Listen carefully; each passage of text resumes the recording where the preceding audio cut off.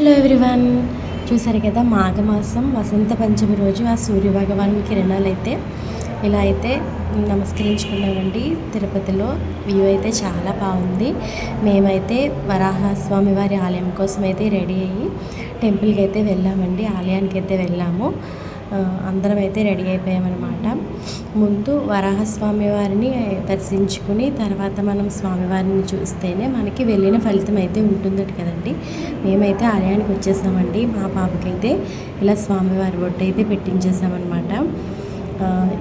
రేపు రథసప్తమి కారణంగా మాడవీధుల్లో స్వామివారిని అన్ని రథాల్లోనూ 7 రథాల్లోనూ ఊరేగిస్తారు కదా, అదైతే ఇప్పటి నుంచే హడావిడైతే స్టార్ట్ అయిందండి.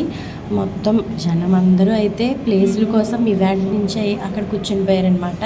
చూసారు కదా, ఇక్కడ అక్కడే పడుకోవడం, అక్కడే తినడం అన్నీ అక్కడే అనమాట ప్లేసులు. మేము మెయిన్ దానికోసం కూడా వచ్చాం, రేపొద్దున్న రథాలు చూద్దామని కూడా. కానీ ఇప్పటి నుంచే ఎంతమంది ఉన్నారు చూసారు కదా. పైన చలి వేయకుండా పైన అలా ప్రిపేర్ చేశారనమాట ఆలయంలో వాళ్ళు. చూసారా, వరాహస్వామి వారి టెంపుల్కి వచ్చేసాం మేము. దర్శనం కూడా చాలా బాగా జరిగిందండి మాకు. మీకు కూడా చూపిద్దామని అయితే ఇలా ఒక చిన్న వీడియో అయితే తీశాను. ఇదిగోండి, ఇక్కడ చక్ర స్నానాలు అయితే చేస్తారు. స్వామివారి పుష్కరిణి అనమాట ఇది.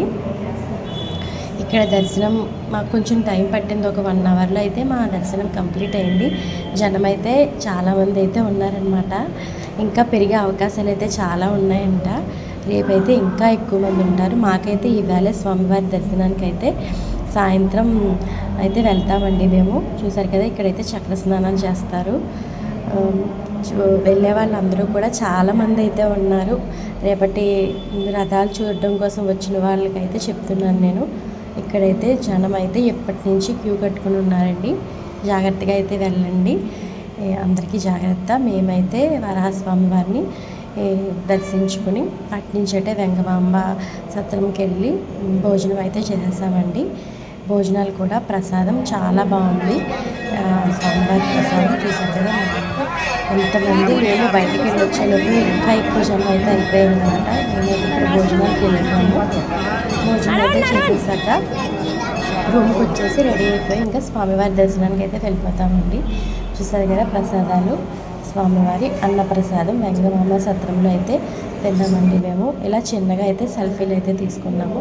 ఓకే అండి, నా వీడియో నచ్చితే లైక్ చేయండి, షేర్ చేయండి, కమెంట్ చేయండి, సబ్స్క్రైబ్ చేయండి. బాయ్ అండి.